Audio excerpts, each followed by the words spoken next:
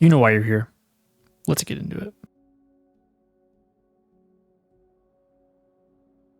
Today, we're checking out Doctor Doom's greatest moments and most epic storylines that showcase what we've talked about in the previous 3 videos. His strategic genius and formidable skills in magic and technology, and his rivalries against iconic heroes and villains. From the Fantastic Four to the Avengers, we're exploring the most epic moments that have shaped the Latvian leader's legacy. With his armor, magic, and genius-level intellect, Doctor Doom is a formidable opponent who will stop at nothing to achieve his goals. But what makes his feats so epic? Is it personal stakes, the high-tech gadgetry, or the sheer force of his will? Let's dive in and find out. From the classic comic book battles to some hilariously petty moments, we'll be covering it all. So buckle up and get ready to explore the best moments of Doctor Doom's illustrious career. First off, let's get something out of the way. Doctor Doom is an ice-cold badass. He makes no apologies for being petty. His assumption is that he is just better than everyone in the room.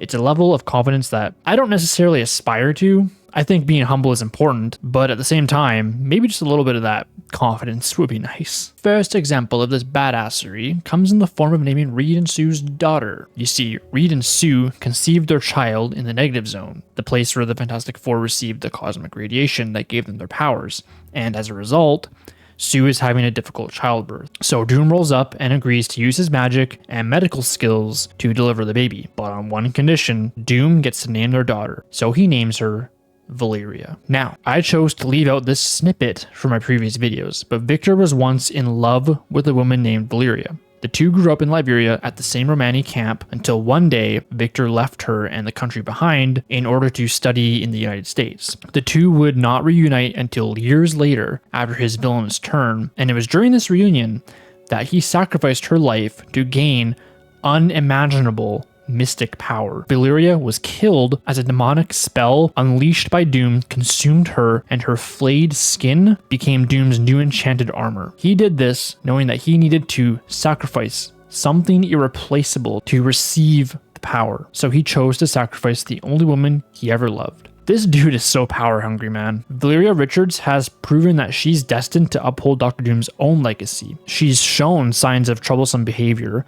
and an attitude that is practically identical to Victor's. In addition, instead of going to her parents in times of distress, she actually goes right to Victor. Of course, Reed Richards is grateful to Victor for bringing his daughter into this world, but on the other hand, it pains him knowing the connection that Doom has formed with Valeria. Now, Doctor Doom has also been a pain in the side of another Marvel character, Namor the Submariner. In 1981's Spidey Super Stories number 53, there was a hilarious story in which Doctor Doom tried to team up with Namor. Doom wasn't very successful, so naturally he put a mind control collar on Namor, forcing him to fight Spider-Man, and then asked to be taken to Atlantis where Namor is king. Specifically, he wanted to view the throne room. It's in this throne room that Doom spies a peculiar horn hanging from the ceiling. This panel has been memed and photoshopped, but the original panel is just as funny and showcases just how arrogant and ice cold Doom really is. And the panel that follows, obviously we're going to see Doom ride a big old monster like a pony back to the surface to wreak a bunch of havoc. And don't worry, he's still got his horn. Doom's tyranny over Namor doesn't stop there either. In New Avengers number 24, Namor visits Doctor Doom in Liberia, telling him all about the Illuminati, the Cabal, and the incursions. He tells Doom that the Cabal is unmanageable, but since the Illuminati are unwilling to do what's needed to be done, the Illuminati have begun to sense Namor's hesitation, so he asks Doom for help, insisting that the two of them could stand against the Cabal. Doom rejects his offer, saying that he should have come to him first. He's no man's second choice, and he dismisses Namor. This is hilariously petty, and it shows that even if the world needs him, Doom does as he pleases, and he's got his own agenda for fixing things. Clearly, he thought curb stomping the Cabal just wasn't worth his time. Are you still on the fence about Doom being a badass? Fine.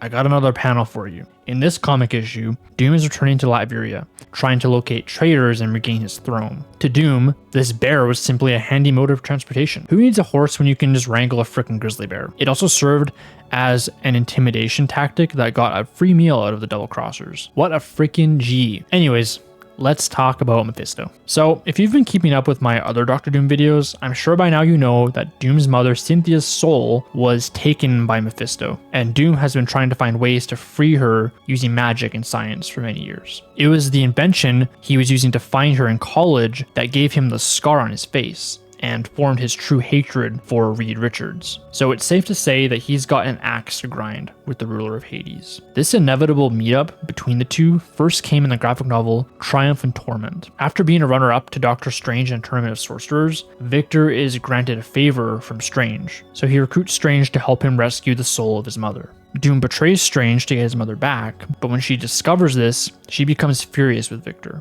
After this, Strange and Doom work together to defeat Mephisto, and Strange is able to release Cynthia Von Doom's soul, freeing all three of them from hell and sending Cynthia's soul up to heaven. Years later in comics, Doom is brought back to hell by Mephisto, only this time, he doesn't need Doctor Strange. He beats the crap out of him. Yes, Victor beat up the devil in a fist fight. Are we on the same page here? Are you feeling me? Victor is also really good at stealing, and he owes Luke Cage money. So let's talk about that. I could go into detail on each time Doom has stolen powers from other powerful Marvel characters, but I'll keep it simple and tell you that he is really good at it. Like, really good. He's stolen powers from the Silver Surfer, Galactus, the Beyonder, the Beyonders, the Watcher, and none of these characters are weak little punks. These are some heavy hitters. Doom and Daredevil even pulled a Freaky Friday, and naturally, Victor did a bunch of Daredevil stuff just to prove that he could do Daredevil stuff, while somehow not realizing that he's blind. Good job, Victor. Alright, I've been waiting to talk about this moment, guys.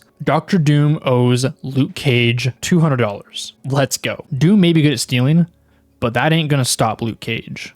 In two of the funniest issues of Marvel Comics, Doom hires Luke Cage to grab a bunch of Doom bots who made their way into the hood. So Luke goes to the Liberian embassy where he's supposed to meet with Doom to get paid, and this guy hollers at Cage. So he goes, well, I got a message from Dr. Doom.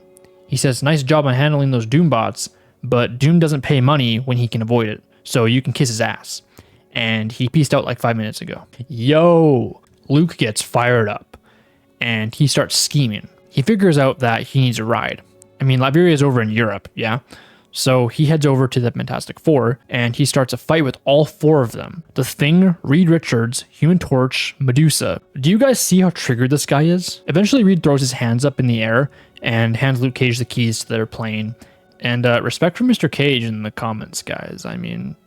So Luke gets to Liberia, joins a rebellion, and they all roll up to Doom's castle. So he and Doom meet up, and Doom tries talking smack, but Luke Cage isn't having it. So Doom is all like, you know, I applaud your efforts. I mean, stealing that plane from Reed, nice, but I'm not giving you your money, bro. So Luke goes, all right, then I guess we got a problem. So eventually, Doom gets annoyed and just gives him his money. So he gets on his plane and dips out. So in Doom War, Victor organizes a coup d'etat on Wakanda in an effort to take all of the vibranium. Unguarded, naked, weaponless, he offers himself to judgment before the Panther god Bast and pleads his case. Bast makes it clear from the start that if Doom lies or tries to trick her, she will devour him, and Doom tells her to look within him. That if she measures any of his crimes to what mankind has done to itself, he is a saint. That he does what he does out of love. That he truly wants to unite mankind, and it's revealed in the one possible future he sees where humanity thrives. He is the ruler. There would be cures for all diseases, an end to global conflicts, hunger is abolished, education's universal, and no one goes without. He explains that in that world, there are laws, and if those laws are broken in the slightest of ways, immediate suffering and terminal punishment would be in order, and eventually, no one would dare to lay hands on the innocent or commit crimes. Bast admits that his methods are abhorrent, but his intent truly is pure, and she literally gives him the vibranium, at which point he taps into an unknown mystical property of vibranium and unites himself with all of the vibranium on the planet to take over the world. Seriously, Doom War, great story.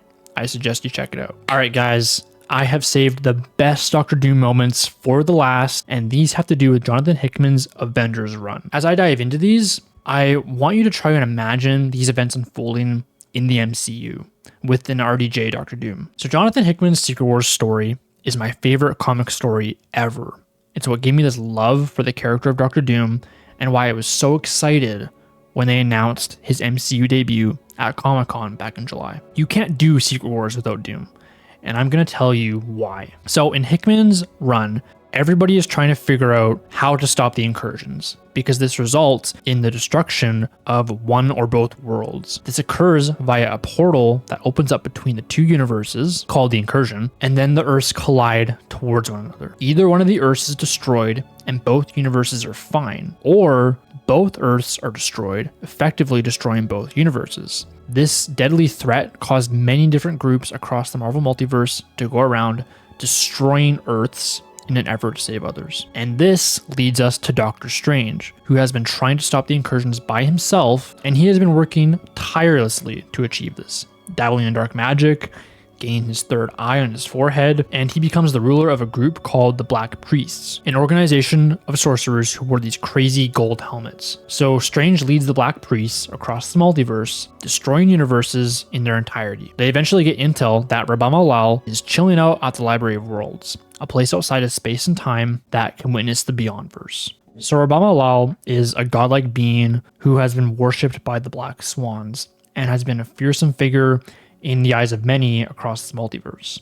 So Strange and the priests get to the Library of Worlds, and this winds up being a trap. The Black Priests get destroyed by Rabam Alal's Black Swans, and Strange is left alive and taken to Rabam Alal, who is revealed to be Doctor Doom. And it is revealed at this point that Doctor Doom has been busy. So the multiverse was created by a group of beings called the Beyonders, sort of just as an experiment. And in case this experiment went badly, or if they got bored, they also created a failsafe to destroy it instantly. Doom tells Strange that he discovered the Molecule Man, Owen Reese, is actually a bomb placed in every single universe by the Beyonders. When Victor discovers this, he travels back in time and kills a Molecule Man. And this causes the very first incursion to happen. Are you still with me here? I know this is a lot, but we're almost there. So at this point, Doom realizes he needs to go and collect a bunch of Molecule Men throughout the multiverse to confront the Beyonders, essentially to use their own weapon against them. So in this game of worlds, where you have all these characters in Marvel trying to stop the incursions, trying to figure this all out and save their worlds,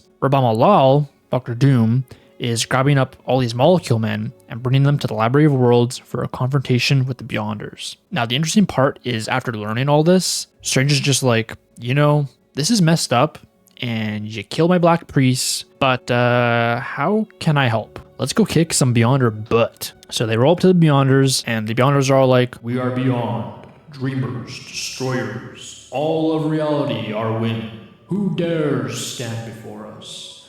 And Doom just dead ass walks up and goes, I'm Doom. And then just starts hucking all these Molecule Men at the Beyonders like the fate of the entire world depends on it. The freaking cojones on this guy. This destroys the Beyonders, but also most of the multiverse. Sounds like a big problem, right? Not for Dr. freaking Doom. In that moment, Victor grabs up all of the power of the Beyonders and grabs up all the pieces of the fractured universes that you can find and just smashes them all together, effectively forming Battle World. In this new world, Doom has become God Emperor Doom, and he is holding the entire Battle World together, ruling over the entire place, with Stephen Strange being the only one who remembers or knows what happened. You guys still with me? Character Brews was created to give you guys everything you need to know about specific characters. And in part 1, we discussed the psychology of Doctor Doom. In part 2, we went through his complex origins. In part 3, we went deep into all his powers and abilities. And in this part, we've talked about some of the best Doctor Doom moments in comics. You might be asking, where do we go from here? And for me, there's one clear direction. As Doctor Doom experts, we're going to take everything we know and we're going to tell the story of exactly how Doctor Doom will be introduced into the MCU. In this final part, I'll also announce the character that we will be studying next. And I'll give you a hint, he was mentioned in this video. In conclusion, Doctor Doom's presence in comics are a testament to his iconic status. With his pettiness, his awesome rivalries, his twisted philosophy, he has become one of the most formidable villains in the Marvel Universe. Whether he's facing off against superheroes or battling cosmic threats, Doctor Doom is a force to be reckoned with, and his legacy will continue to shape the Marvel Universe for generations to come. And that's it for today's video on Doctor Doom's greatest moments. I hope you learned something new, and I encourage you to catch up on the rest of my Doctor Doom Character Brew videos. Share your favorite Doctor Doom moments in the comments below, and let me know why you're excited to see him pop up in the MCU. Thanks for watching, and until next time, I will catch you on the flippity flip.